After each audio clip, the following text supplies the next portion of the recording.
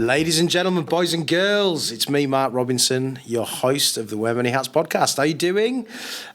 We are recording today in a very, very warm central London. You'll all be pleased to know I got stuck on the central line for about 25 minutes in a tunnel today, which was absolute murder. I hated it, but thank God I've got a fantastic podcast to present to you all this evening. Completely changed my mood, which is nice. Today, I am joined by Steven Downie, who is the facilities lead for Just Eat in the UK. How's it going, Steve? You all right? I'm really good, thank you. And I feel really hot too. Yeah. We need to do that ice bucket challenge again. Do you remember years ago? Yeah, we need to bring that back. Yeah, That's for charity. I need to do that. It's for charity. We could do a couple of good things. We can cool down and raise a bit of money. Yeah. Which is all right. Midway through the podcast, just start throwing ice bucket challenges at each other. The only thing with that, though, right, is I think probably 90% of the people that did it didn't donate anything to the actual charity. Yeah. It became more of a viral thing on Facebook and things like that, didn't it? It exploded out of nowhere, didn't it? Yeah. And I think that was the sort of start of all these trends. So how you could make something really popular from social media. Yeah. But at the same time, I suppose it did advertise and promote goodness and awareness. Yeah. But yeah, I remember doing it. Yeah, I did it. Yeah. I actually did it with my two little kids. Oh. So I tipped it, and then they had these little glasses next because they're only small at the time, and they just tipped a glass over me after each one. Yeah, which is quite funny. Yeah, I remember throwing it over my dad. Did you? It was like, stop it. Yeah, stop it. Leave me alone. Leave me alone. All right, Steve. Well, listen, thank you very much for joining us here today. Absolute pleasure to have you on the show. Obviously, Just Eat, well-known brand, and I know that you've had a fantastic career in facilities management to date. So I always like to start a couple of ways. So the one I'd like to start with you. Talk to us a little bit about how you got into facilities management, and what was the journey? Yeah, that's a good question. So I didn't ever plan to get into facilities. Right. I sort of fell into it. So I left college, I think it was 2008. It was during the recession. It was so hard to get a job. Yeah. Not only was it hard because of the recession, but I had that, you had that bit of game where you don't have the experience. Yeah. So no one wants to hire you. Yes. So I went on for about 6 months to try and find a job. Got my A-level results. They were reasonably good. I did the history. I loved history. Yeah. Really loved studying that. And then I just thought, what should I do? I can't get a job. Yeah. So I thought, right, start doing voluntary work. Oh, okay, really? Went to the job centre and I was just like, I need to get experience to not have to go again. Yes. It's not a nice experience, that, is it? It's not. It's really humbling. You have to go. You have to sign on if you need money. Yeah. And I just thought, what can I do? So I went to the local police station because there was an advert at the time. And I think they were trying to recruit X amount of police officers for the Olympics, 2012 Olympics. Yeah. And the idea was you'd volunteer and you'd be able to go to the Olympic Games. That's how I saw it advertised. And I thought, I loved running. I love the Olympics at the moment. Right, okay. Obsessed with it. I think it's great. Yeah. See people come from a country. Yeah. And represent their country. Yeah. And there's 3 people at the Olympics representing them. Do you know what I mean? They've done everything they can to get there. Yeah, of course. It's amazing. But so I done that and I became a special constable. All right. Okay. And I sat on the police station desk, just taking basic information. And if something was serious, obviously I wasn't mature enough. I was only 18 at the time. You'd pass it on to a police officer. Yeah, of course. Yeah. And I really wanted to become a police officer. And that was a volunteering? That was volunteering. Right, okay. And when you're a special constable, you can arrest people. Yeah. So you're not a PCSO, but you don't get paid. You didn't go a bit crazy, did you? No. Dad, behave yourself. No, not at all. And then I thought I started earning money. So I got a job in Tesco weekend, and that was such an effort to get a job there even. Yeah. And that went on. And I just thought, I really need a full-time job. I really need a career path. I need to get money. Loved Homes Under the Hammer, all them programs. I wanted to have a house in my early 20s. Yeah. I was a man on a mission, and I thought, right, let's look at my phone book. What have I got? Who is on there who I've met over the years who was just interested? So I got out my Nokia brick phone and I just... I remember them. Do you remember that? Yeah, so I got it out and I thought, I did work experience at a company called Heidelberg. I wonder if this man remembers me. So I rang him up and I said, look, could I get a job? And he said, well, they're actually hiring at the moment in our stores department. And Heidelberg was a German printing company. It is a German printing company. Yeah. They specialise in big printing presses. Yeah. And I thought, I did like working as a 15-year-old in their warehouse. Yeah. And I thought, right, what I'm going to do is I'm going to apply for this job. And the man said, I remember you. Yeah. You know, and I told him the story about being a police officer. I think he loved my motivation of like trying my hardest to do something. to get a job. Yeah. You know what I mean? Like I wasn't sitting around, you know, doing everything. You've been incredibly proactive. You were taking it seriously at a young age. Yeah. No, without a doubt. And so I got the job as just placing orders. So someone would ring up and go, my printing machine's down. I need this part. Can you send it to us on a cab? Very basic sort of role. Yeah. I wasn't anything like massive there. Yeah. And then I'd done that for about a few months. They said, oh, you're quite good. Do you want to come and work in the help desk? And I thought, oh, go and give that a go. And that was sending out engineers and like, you know, service contracts for the machines and so on. Okay. And that was great because that taught me customer service. Yeah. And that later became a really good skill to get into FM. Of course, yeah. And one Christmas party, this is a bit unprofessional for the podcast, but why not? Why not? Tell us. I was at the party, a Christmas party, and I approached the HR manager and I said, isn't it great what you've done to so many people? Like what he would do is he would take people from uni or wherever, their first job, and he'd teach them HR, and then they would go on to become HR managers. Right. And I thought, wow, this man is like great. Yeah. And I'm just going to get myself known by him. Yeah. And I remember like I was a little bit drunk and I just approached him and I'm happy. Yeah. Well, thankful. Yeah. And I said to him, it would be great if I could have an opportunity in your team. I think it's fantastic what you've done to so many people. And he said, oh, I really appreciate that comment. And I said, you know, and that was then. And then about 3 months later, he also ran the facilities section of the business. And he said to me, look, there's a job coming up. I can't promise you that you'll get it, but why don't you apply? Yeah. And I went into the meeting and I think it was advertised like externally as well. And I thought, I don't stand a chance getting it. Yeah. And I got it. Oh, and what was that role? So that was to be a facility supervisor. Right, okay. So I had a team of like 2 engineers. Yeah. Oh, so you were actually managing people as well. And oh, wow. Bear in mind, I'd never done that in my life. Yeah, that must have been a bit of a shock, really, in terms of your first exposure to that. He was a really good mentor as well. Yeah. So he would tell me like how to approach appraisals, how to inspire them, like you know how to talk to them about a serious incident, and whether it was one there. But sometimes you need to sort of tell someone, you know, no or something. Yeah. You'd learn contract management. Right. You'd set up contracts. We had a canteen. The site was big. I had to write down on my hand. So it's 211,000. Oh, wow. It was a big square foot. So that was, you know, a big site. It had a car park. Yeah. It had like everything, you know, you name it, all singing and dancing, a warehouse. Yeah. Office space. Canteen, I'm guessing. What was interesting, they owned the building. So when I started off in FM, you know, this is unheard of now, isn't it? Like, you know, people owning buildings. Especially the big sheds and things like that. They're purpose-built and rented out, aren't they? No, definitely. At least. And so, yeah, I'd done that for a while. I'd done it for about, I think I stayed there in 8 years. Yeah. So most of my early 20s, I was there. From a teenager, I thought the world of that place. Yeah. And I remember someone saying to me, look, they're probably going to be selling the building soon, because in Brentford, it was a really vibrant area and it was really up and coming, and like developers just wanted to buy the land. It's by the river. Right. And I thought, I'm going to have to move on. And I really didn't want to. And so I just applied for a few jobs, and then I got a job at managing agent. Yeah. I lasted there for a short time. Nothing happened. But you learnt service charges. Yeah. You learnt more in-depth contract management. Yeah. You learnt with multiple tenants. And that became like from going from doing everything to just, you know, focusing on sort of key areas. Yes. Yeah, being more directed, more strategic. And that was, definitely. And then what happened then? Then I got a message on LinkedIn and it said, do you want to come and run job centres? Yeah.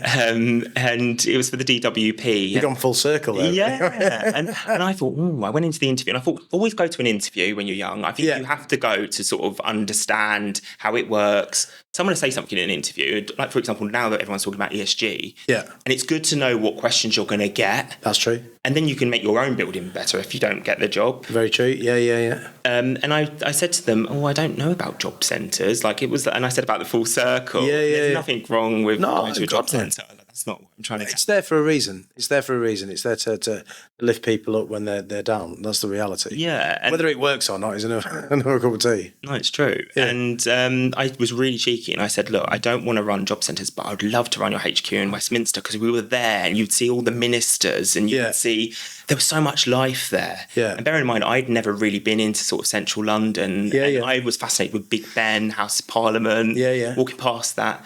So that sort of goes back to your interest in history, obviously, from years ago. I love all that. And I got the job. Oh, well done. Obviously, there was a few more interviews. It wasn't as simple as that, but that was amazing. There was a team of 30 people. I was responsible for the cleaning. That was Interserve. Responsible for some engineers, responsible for some multi-skilled workers who'd go around and set up meeting rooms. And there was a lovely lady who worked in the post room, and her name's Tina, and I've told her I'll give her a shout out on the podcast. Hi, Tina. And she really wanted to get into FM, and I needed someone who knew the building, because I didn't know anything about the company. I didn't know about the culture. I knew about FM, just didn't know about that. Of course. And she said, I'll come and work with you. And we were the best team. She was amazing. Like, she would ask so many questions, but they were so interesting. At the same time, she'd ask questions which I wouldn't know the answer of. We're like, let's look into this. And that was a great experience. And then Interserve came into a little bit of financial difficulty. And we would have all 2P'd over. But I thought, no, don't 2P over. Have a look what's out there. And a job opportunity came up at CBRE, a managing agent, working on a contract for an investment company. And it was multiple sites. And I didn't stay long at the other managing agent, because I had this amazing opportunity at like Caxton House. Of course, I thought, right, go for it. You really need to learn this. This would be really good for your career. And that was probably the best FM experience I've ever had in my life. I was there during Brexit. I was there during COVID. I saw everything around London, and it was empty. It was like a zombie, it was 28 Days Later. Have you seen that film? I love that film. That's what it was like, wasn't it? It was crazy. Just walking across the bridge in your hospital going, what's going on? You'd be on the tube, and there'd be announcements. It'd be like, if you're not a key worker, you need to get off. Stay at home, save lives. And it was like being in a movie. And I was thinking, like, should I be out? You know what I mean? I'd look at the letter and I'd be like, well, I am a key worker, and we had to check the buildings for insurance reasons. Check they're safe, working, staff are all right. It was like another parallel universe, wasn't it? It was. I still, it wasn't that long ago, but it feels like a lifetime ago. But it was 4 years now. I know, but it's still, it's still, what a momentous thing for a society to go through. And we went through it, which is odd. In a sense. And all of our technology, all of everything, it just didn't matter. It's crazy. And what was good about that is it sort of taught me about efficiencies. So straight away we went into lockdown. We have to save money. So you would learn how to utilize a building. You would learn how to make savings. What do we need? What don't we need? We need more cleaning. Do we need the aircon all day? Do we need it on certain hours? And that was the start of learning how to work smart. I loved that experience. And what was really good there is they would basically let me, so when a new building come on in London, I would get to set it up. Because you enjoy that, don't you? I love that. I love that. You find the staff, you find the contractors, or you 2P over the staff if they want to stay. You try and sell the job to them because you want them to stay, because they know all about the building. We do that regularly, so we know all about that. And it's amazing because you'd find someone it'd be a guard, and he'd been on the building for 11 years. He'd know everything about that building. No FM in the world would know as much knowledge as that guy. Or girl or whoever. And that was brilliant. And, you'd do the reconciliations, the service charges, the contract management. You'd learn KPIs, SLAs. Basically, you would learn everything. I thought I knew everything about FM. I worked there. I didn't know everything about FM, I'm happy to admit. And that was great. Really enjoyed that. And then one of my tenants was Just Eat Takeaway. And Just Eat Takeaway were recruiting an FM team because they didn't have a global FM team. They were a growing company, did very well during COVID. That was our luxury, wasn't it? Having a nice takeaway. We couldn't go on holiday or anything. It started my Greggs addiction, Just Eat, which I've recently broken, by the way, over the last several months. I'm pleased to say I'm about 3 months without a Greggs. I love a Greggs. Which for a Northerner is a big deal. A Greggs is nice. It wasn't like the pastries and that, it's the breakfast. Sausage and bacon bun on a morning. And a latte, a vanilla latte from Greggs. I'm starting to, now stop it. Right, let's talk about, carry on.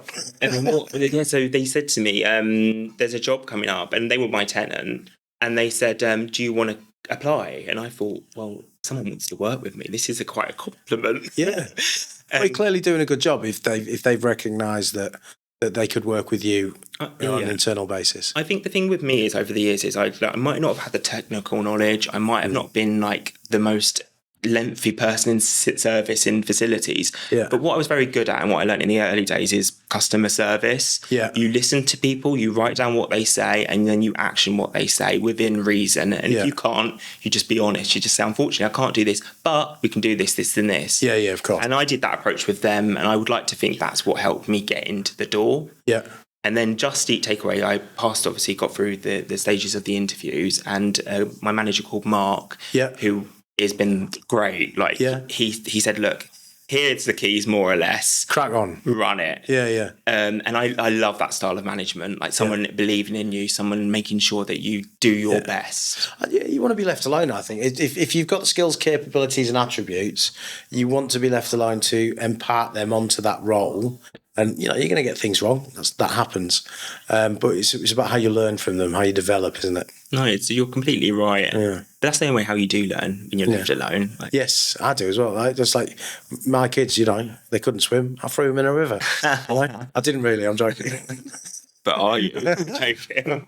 People will never know. All I'll say is this, they can both swim now. So important to learn.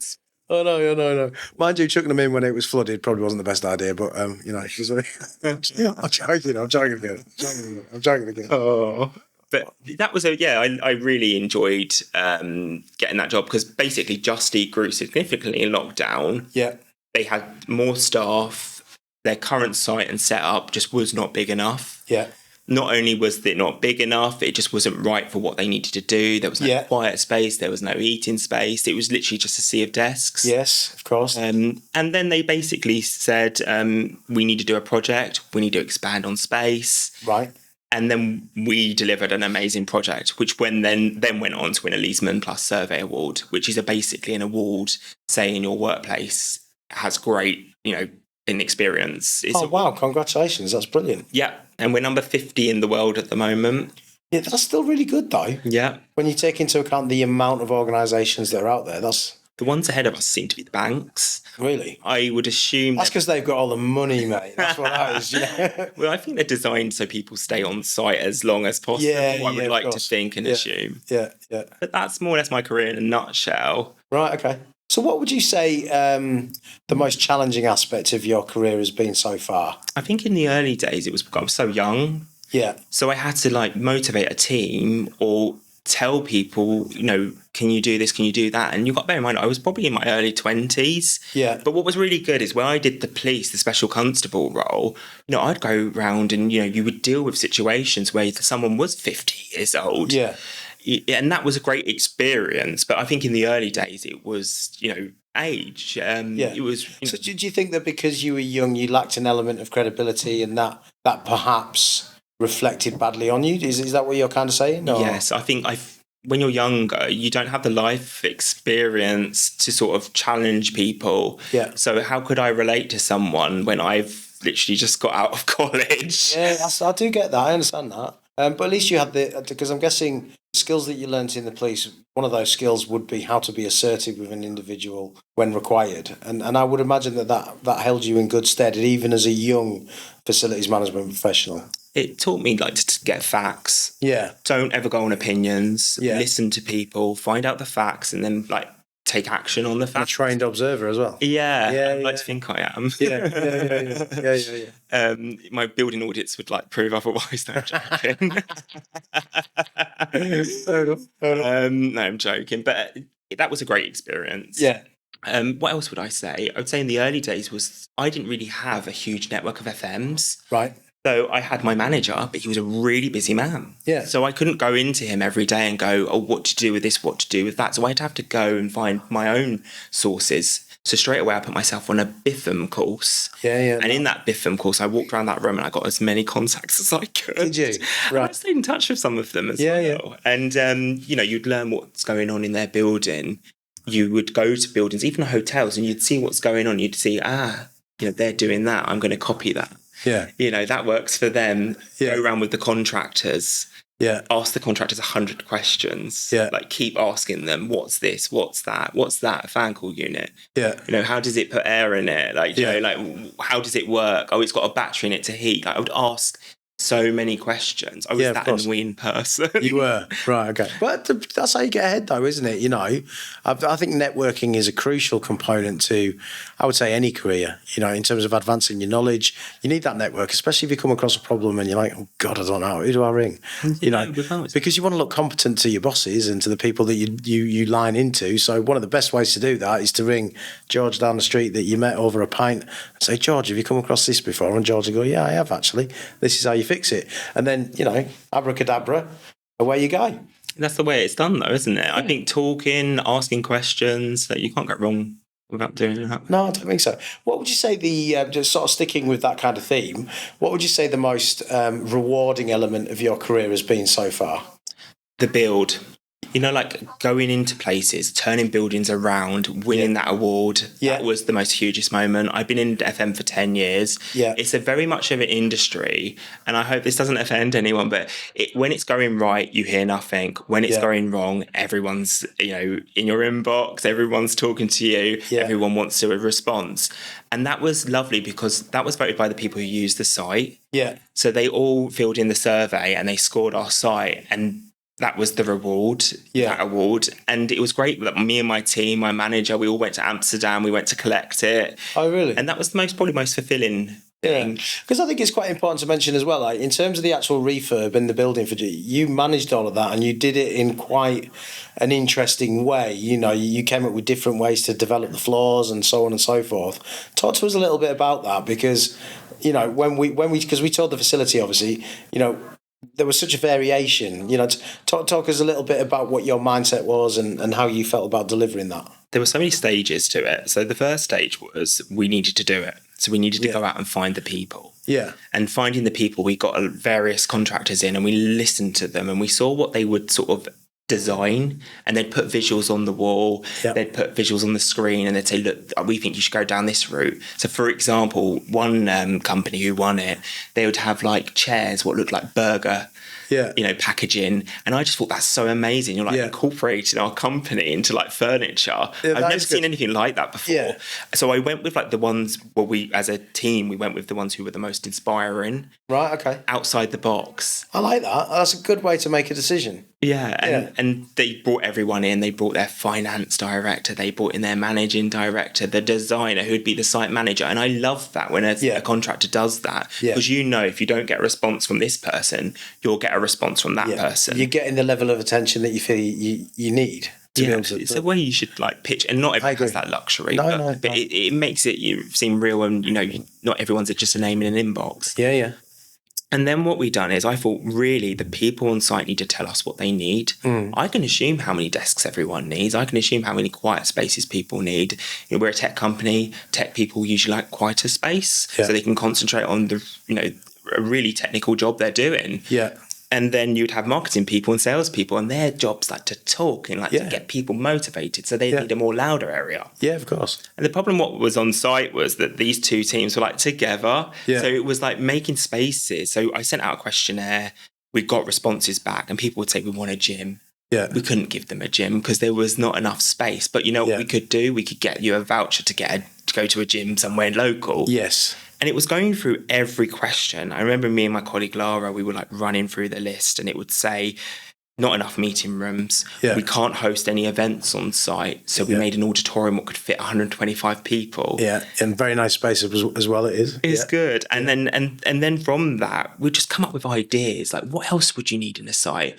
You want to go somewhere to make a coffee. Yeah. Okay, our sister company, Just Eat for Business, offer like a barista service. Yeah. What we'll do is we'll get them in, and then they can use it as a showroom. Yeah. Now we've got Just Eat for Business on board with our designs. Yeah. And I'd be reaching out to various communities as well. The neurodiverse community. The multi-faith network. You know, what do we require? We need a prayer room with a wudu, like so we can wash our feet. you're going to get one, and, getting the various stakeholders in the business, a department head from each one. You didn't have to be the person in charge. It could be the person who is in that team who has a big voice, who wants to be on it. Come on this journey with us. And I would get so many suggestions, and then I would pass them on to the designer, and I'd be like, right, this is what we would like. What can you do? And this designer was the most amazing man. Right. It's so inspiring. He'd be like, right, Stephen, we're going to take it to this level. Yeah. And we would try and engage people along the way. So, for example, we would say, how do we engage with people to come on this journey with us? You know, when you get this space, yes, it's disruptive at the moment, but you're going to have this. Let's do a room naming competition. Let's make it food name and film themed. Yeah, I did find the names quite interesting. So our auditorium's called the Great Gatsby. Yeah. And then it was like, once we've done that, let's get Art Deco all around it as the soundproofing. Let's make this name come to life. Yeah. And it was just so creative. And I loved it. And my colleagues, all of them, my manager, Mark, the real estate contact on our site called Anna. We were just all, as a great team, working so hard and making this a huge success. That's great, though. And I do little Easter eggs, because I don't know if anyone knows Taylor Swift. She's like the biggest pop star on the planet. I've heard of her. Yeah. But when she drops an album release, she does little Easter eggs and clues of what's going to be in her album. And I thought, right, I'm going to build a Slack channel, and we're going to have a real community feel on it. And every time someone would mention something's not right in the office, I'd put a little Easter egg underneath to say, this is what's coming. Really? And it would create a real buzz, and people would try and work out what was coming. So, for example, someone would say to me, there's nowhere for us to go to have a huge event. And it'd be like, well, that 125 pack room is going to be coming soon. Yeah. There's nowhere for us to have a huge, sundowners event. So that's our after work drinks on a Thursday. Yeah. Well, we're going to have a bigger space for that. And we're going to have a DJ there. And it was just so exciting. And it was fun. And everyone was on this journey with us. Because you're building anticipation then as well. You are. It's a clever way to do it, actually, to be fair, to get the entire office involved in the changes that are taking place. Excellent. So it sounds like a really cool place to work. So just in terms of, you've mentioned a couple of people's names, and, how important have mentors been in your career? Amazing. When I've approached people, I've never said, will you be my mentor? It's like going on a date with someone. Will you go on a date with me? It's not been that direct. It's been, And I've seen how it can go, because if someone wants to tell you lots of information, they want to help you. Yeah. And my biggest one was probably a guy called Dallas. He gave me the opportunity. I didn't really have a career path. Yeah. I was answering calls and sending out engineers. It was a very important job to that company, and whoever does a job like that is important, but I wanted more. Yeah. And I approached him rather vulnerable, he could have just said, no, go away. Yeah, go away. And he was like, no, I'm going to take you under my wing, and I'm going to give you an opportunity. Yeah.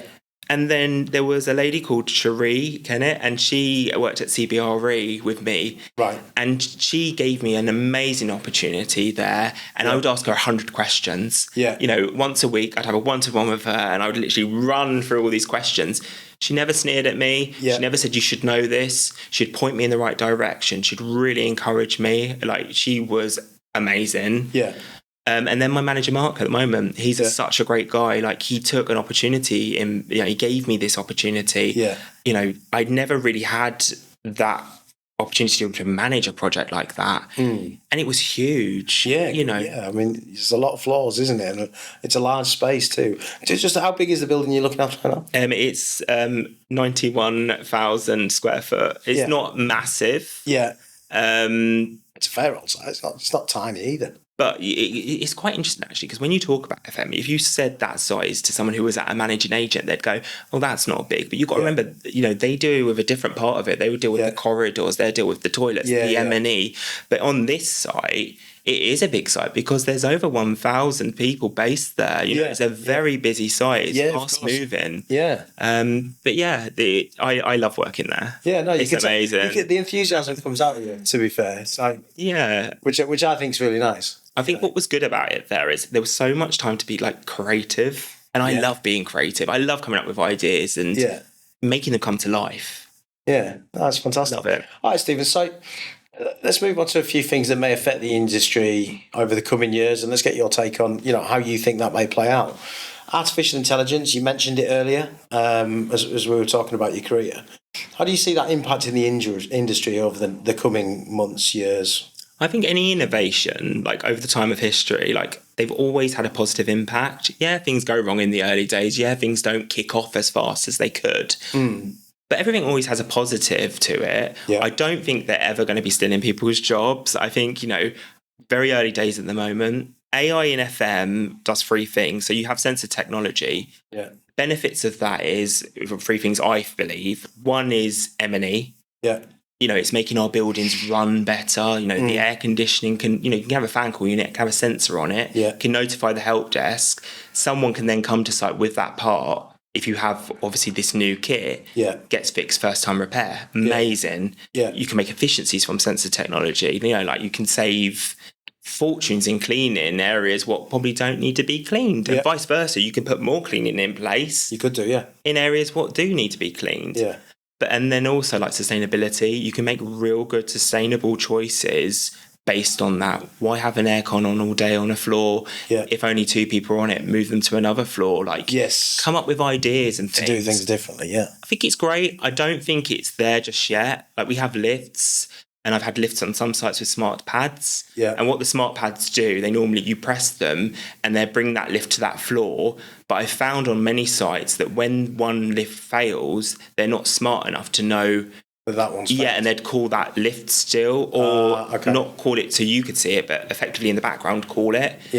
And I've had that on a couple of sites, so I've not really been a huge fan of some things. I think there's improvement needed. That's like everything, isn't it? It's like people as well. Well, it's like any technology, isn't it? Technology is a developing thing, isn't it? It's developing all the time and getting better all the time. And I think if it's going to do good and it's going to give us more information to make us better, is it bad? I don't think so. I think it's good. I don't think so. I think it'll be very positive for the industry on the whole. It'll open up a lot of jobs. Yeah, it will do. Well, I think there may be some job losses in certain areas, but, I think it's like the internet, isn't it? There was job losses as a result of the internet, but it opened up far more jobs on the other end, if that makes sense. Of course, And, there'd be experts in innovations, there'd be experts in, that create contracts, that create, loads of things. There's lots of different things. Okay, so obviously you mentioned sustainability, and obviously we all know about ESG. ESG is the buzzword across all industries at the minute, I think, and I think FM is probably one of the leading industries within that space. How do you see that changing in any massive way over the next 5 years, or do you think that it'll carry on as the current trajectory, how things are going? I think with ESG, it's such a positive, great thing. I agree. We have people coming into our office when they want interviews, and they ask you about your sustainability. They ask you what are you doing. Governance, we've always done. I say that all the time. Governance and environmental, we're really good at. I think. We're good at that. We understand it. I think as an industry. I always think I said this to you before, the social bit, and I say it a lot on the podcast. I think we're all trying to do it, but nobody's got it right yet. And it's where do you put it, I think with the social side of it, there's loads of things we can do. We went to a Pride Parade in London for Just Eat. We had a big truck, and we were going out. We were dancing with the crowd, having a laugh, and I had people come on LinkedIn saying can I get a job working with you? Oh, really? My daughter, she's recently come out. Can she come along? And I was like, apply, come. I guess that probably put them across as an organisation that was welcoming and wasn't bothered. You know what I mean? So that's nice, actually, that you were to receive those messages. I thought it was great. I thought it works. It works. It's not about just promoting brands and things. It's literally to encourage people to come and work for you. We're a safe place. Because there's a lot of places where you can't be yourself, even in this country, But in terms of the social things, there's so many things you can do. You can collect coats. You can volunteer for charity. You can make your place. There's one managing agent, and what they do is they have an app. So if you were on a night out and you're a young person, you can go on that app, and that can be a safe place for you to go to that night. Say if you're waiting for a cab and you just feel the area is really uncomfortable. What, like one of their buildings? Yeah. Really? Yeah, and sit with the security guard. I don't know if they've officially launched it yet, but that would be. And I've just thought... That's a terrific idea. That is such a social impact thing. Yeah. Imagine if you lost your phone, or if you... I don't know, and you just... I don't know if there'd be a sign on the building. I think you need to use your phone to find them. Yeah. But I remember being in an interview many years ago, and he was due to sort of launch it, and I just thought that was the most amazing, terrific idea, social impact thing I thought of, especially like with what you hear stories of what's going on in the world. Like, well, there's plenty on the news recently. There's been plenty of people that have gone out on a night out and either disappeared or not returned home or something like that. So if something like that can have value, then yeah, I think it's a terrific idea. But also with the social side of things, it's like what contracts you put in place. So like we have a barista service, and anything what I've put in place at Just Eat has a good story behind it. So the barista service donates a certain much to an academy, and the academy trains people who are looking for work, like who were in a similar situation to me. Like no one wanted to give me a chance, and then someone finally did, and that's what they're doing, and that's what I'm about. And what else is great is like the fruit, like something simple as fruit. Every basket we get, they plant a tree. Something simple, but it's good. It doesn't have to be overcomplicated. Yeah, of course. If you're doing good things, what's wrong with that? Do you know what I mean? No, I don't disagree. I don't disagree at all. I think that's a great way to look at it. And I've done it completely back to front. Now we're going to the E. Talk about the E. Yeah. The E is the environment, and I do think we do good things with it. Like in the UK, there's legal requirements to register your energy usage and your waste usage, and you can give yourself your own little targets. You can say, look, I want to get it down to this. And you can make improvements. You can adjust your BMS. You can install various sensors to help you make them decisions as well. You can reduce your waste by putting more streams in place. There's so many things you can do. I've always felt in facilities we've been very good with the environment. I agree. Yeah, we are quite. I think the industry whole it's very good at coming up with different ways to do things. Different ways to manage waste, creating that circular economy and things like that. I think we are pretty good. Yeah, there's always things you can do much better. But I feel like this podcast, like listening to people who've been on it before, like you hear things and you just think it's great. I still think we should plant fruit trees in London. Do you? I do, yeah. Well, I think it takes away a lot of the carbon. Yeah, that's very true. Yeah, and there's something for the homeless to eat. Yeah, very true. During the summer months, which, win-win. And probably not be as many cycle lanes. And it clear the air as well. Exactly. It takes away quite a few of the things. The only thing about trees is they can be slightly destructive. We must be able to find a tree or a fruit tree that isn't destructive that we could put up somewhere that grow in our climate, Or maybe we could just engineer one. You get these things in offices at the moment. They're like herb gardens. Have you seen them? I've seen them, yeah. They're amazing. They're really cool, yeah. You go in there and you smell all the various smells. And do you know what they're really good at? They stop flies. Oh, really? For some reason, flies they don't like herbs, lavenders, and they just don't like them. Not really? Yeah. But lavenders are bees and that like lavenders, don't they? They like them. Yeah. Mind you, we need more bees as well, don't we? We do. We're going to end up in trouble. Okay, so what advice would you give to a young person that was looking to find a role within facilities management? How would you go about it?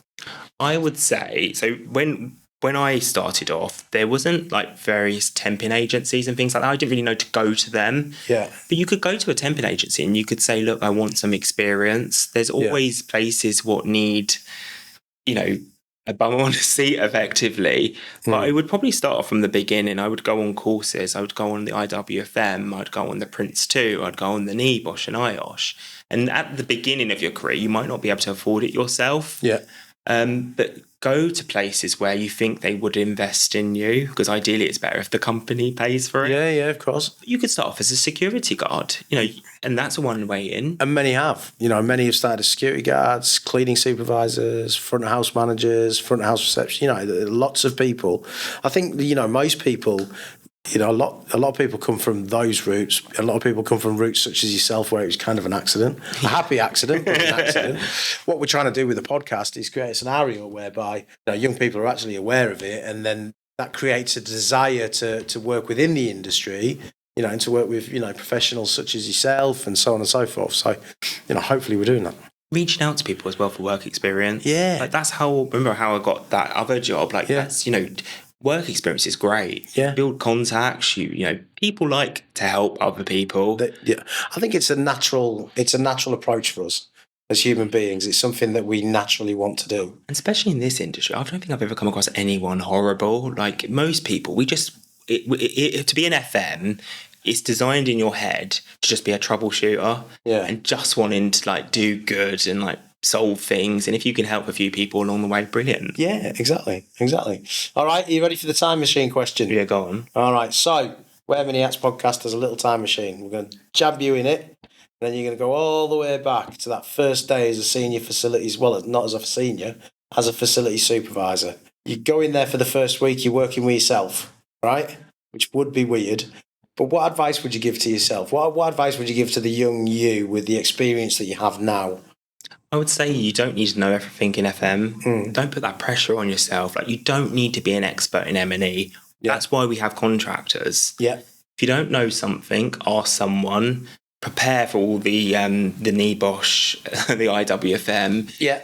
Because when you start studying those things, they're not easy. Yes. They take a lot of time. I remember reading the NEBOSH on, like, you know, every morning, and then like having it at my lunch break, and then like trying again in the evening. And I think I'd done it like solidly for like 2 months until I passed it. And I got a distinction. I was so proud of that. Oh, well done. Yeah. And you know, like, don't be harsh on yourself. Like, just answer all your emails. You know, respond to people, be present. Yeah. Always go places and meet your stakeholders. Yes. And it doesn't matter if your stakeholder is, you know, someone lower on the chain or someone higher on the chain. Treat everyone equally. Be decent. Yeah. Just be kind. Be nice. Yeah. You know, be a decent human being. But I would say at the managing agents, they were the wake-up call ones, because they are busy. Oh, yeah. They are a different level of busy than the in-house FM. Well, you did call what I like to call, you did work at what I like to call the big green machines. It is.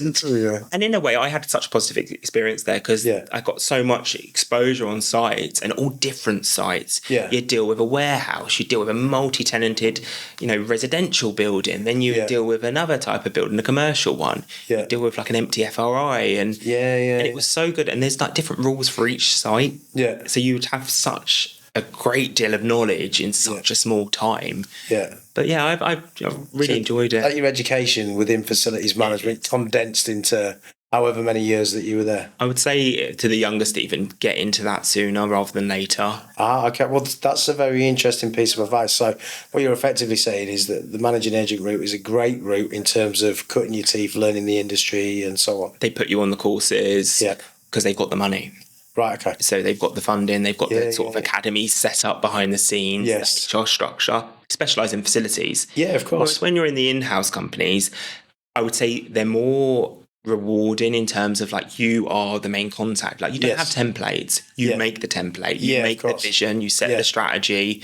You make whatever you want to achieve happen. Whereas at the managing agent, sometimes like you've got the book already done. You just need to fill in like the blank bits, but there's loads of it. Of course. Volume of it. But I've really enjoyed both of them. I wouldn't say they're the same. Yeah.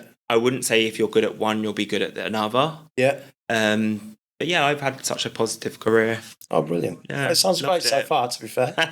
And anyway, Steve, tell us a little bit about, final question, tell us a little bit about yourself. What do you like to get up to outside of work? You know, what keeps you going? Yeah. So when I was young, I loved Homes Under the Hammer. And I set my vision to get a property, do it up, and like make money on it. Yeah. And I really wanted to do that. And when I was 24, I bought a flat and I'd done it up and I let it out and I felt I did that. I decorated myself. I don't know money to get anyone else to do it. I learned how to tile. I learned how to fit a sink. I learned like everything. I learned all that stuff off YouTube. Yeah, me too. Watching YouTube videos. Me too. Literally. Went so wrong so many times. Yeah, how to hang a door. How to hang a door, how to cut tiles, you know what I mean? Yeah. I ruined a few doors, actually. Did you? It's great, isn't it? And then you know, so I refurbished them. I've got a new one at the moment, which I'm doing. I love I'm a bit cringeworthy. I like property outside of work as well. Yeah. But yeah, it's great. I really enjoy that, doing gardening, spending time with my family. Yeah. Family's so important. Completely agree. You have to always be around your family. Like, you know, for me, they're everything. Yeah. And I just enjoy that. We have loads of dogs. Yeah. They rescue dogs. They've got 6 dogs. So they're normally like a mixture of a breed. Yeah. They're dogs which would have probably been put down if no one took them. Oh. So they're rescue dogs. And my dad has 6. Oh, wow. Yeah. You know, and they're treated better than us kids. Yeah. I say I'm a kid. I'm 34 now. Yeah. You're always a kid to your dad, though. I think if he's going to leave the house in the will, it's going to go to the dog. Or, unfortunately, he'll leave The house to the dogs and the dogs to you. Yeah. So you'll only be allowed to stay there as long as the dogs are still around. Oh, no, but they're great. I love walking them. We rent a field out a day and they just all run wild. But they're great. It's such a good thing they're doing. Really inspiring my parents. I just, Oh, fantastic. I think they're great. It's really good. Well, that takes us to the end. How did you find it? I thought it was really good. Sorry, I didn't really shut up. No, hey, listen, it's all about you talking, Stephen, rather than me, to be fair, mate. But listen, thank you very much for joining us on the show. Absolutely great to learn about your career, everything that you've achieved. And you're still very young, mate. So we might have you back in 5 years' time and see what's happened. You could have taken over the world by then, mate. That's the plan. No, sorry. No, thank you. And I think this podcast is great to encourage young people into this industry. I think the average age is 50 at the moment. Industry. We're trying to bring it down. Really good job. Well done, guys. Oh, thank you. Thank you for having me on. No, it's an absolute pleasure. Absolute pleasure. All right, guys, that takes us to the end of another podcast.